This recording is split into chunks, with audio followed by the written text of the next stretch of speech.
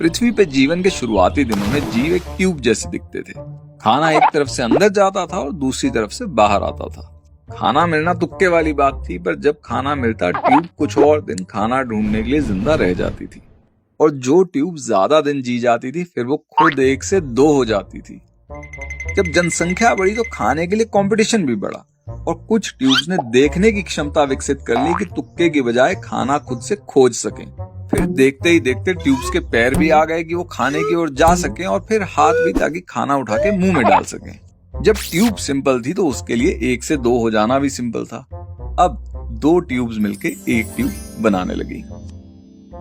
अब खाना इकट्ठा करना, पार्टनर ढूंढना, बच्चे पालना, इस सब पेचीदगी को मैनेज करने के लिए ट्यूब को दिमाग भी विकसित करना पड़ा। लेकिन इसका एक साइड इफेक्ट भी था। अब छोटी ट्यूब बड़ी से पूछने लगी कि हम खाते हैं जीने के लिए और हम जीते हैं खाने के लिए।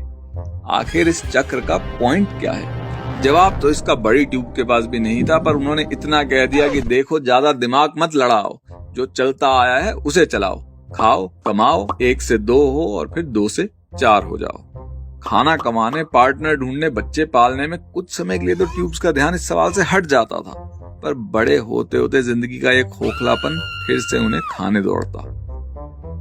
तो ट्यूब्स ने कहा कि अगर हम पैसे से और रिश्तों से इस खोखलेपन को नहीं भर सकते तो हम खा खा के इसको भर देंगे।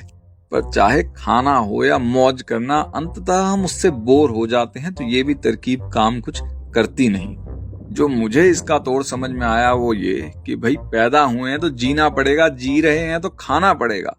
पर अगर हम दूसरों को खिलाने के लिए नहीं तो कम से कम खिलाते हुए जिएं, तो उनका एक दिन कट जाएगा और हमारी जिंदगी।